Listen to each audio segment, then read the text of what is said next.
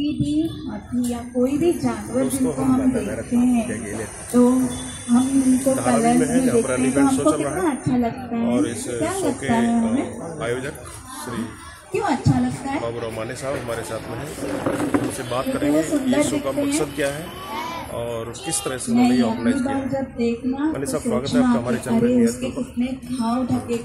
Sir ये अभी आज जो इवेंट हो रहा है इसका क्या मकसद है?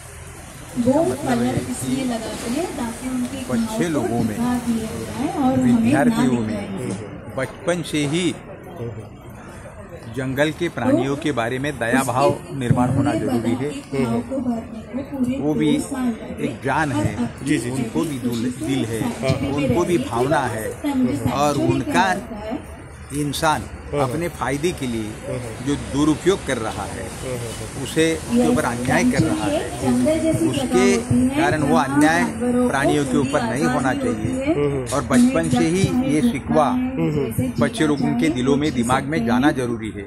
इसीलिए इस तरह के हाथीन को यहाँ हम लोगों ने लाया है और वो हाथीन ने बता दिया कि इंसान हमारे ऊपर कैसे अन्याय कर रहा है, आदमी हमारे ऊपर किस तरह से अत्याचार कर रहा है, ये सारी बातें वो खुद बता रही है। और इसके कारण ये बच्चे लोगों में के दिलों में इस तरह का गुण पैदा होना चाहिए कि कोई भी प्रकार का पानी, रोड के ऊपर का कुत्ता भी अगर मिला तो उसको भी तकलीफ नहीं देना चाहिए, कोई भी जंगल के प्राणी को तकलीफ नहीं देना चाहिए। इसलिए हमारे सारे बच्चों ने सुबह इस तरह के मास्क पहने थे।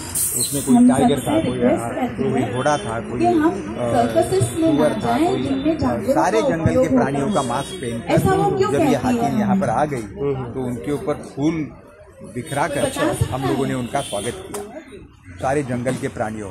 सर तो आप तो आंदोलनकारी रहे हैं, आप राजनेता रहे हैं, आप विधायक रहे हैं, ये आंदोलन करते करते ये दया और करुणा की भावना आपके मन में कहाँ से आई और ये हाथी को बुलाना ऐसा शायद दिमाग में कैसे आया? दया भाव हम आंदोलन करते, इसका मतलब बहुत क्रूरता से करते ऐसा बात नहीं है।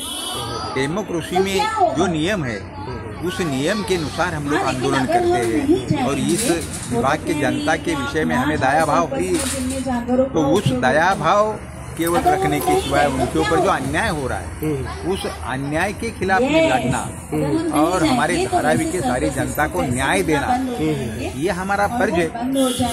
और हम धारावी में रहने के कारण धारावी के बच्चे लोगों को हम पढ़ाते हैं तो इस तरह के संस्कार उन बच्चे के ऊपर करना ये भी हमारा फर्ज है। तो इसलिए हम लोग ये यहाँ पर कर रहे हैं। आपने लोगों को बचाया है अन्याय से, लोगों को बचाया है और आप उसका अगला एक्सटेंशन है कि जानवरों को भी अन्याय से बचाएं। बिल्कुल आपका बड़ा कदम है। बिल्कुल सारे सृष्टि के जो जितने भी जीव है उनके विषय में आदर भाव रखना, उनके विषय में दया भाव रखना और उनके ऊपर अन्याय नहीं होना चाहिए।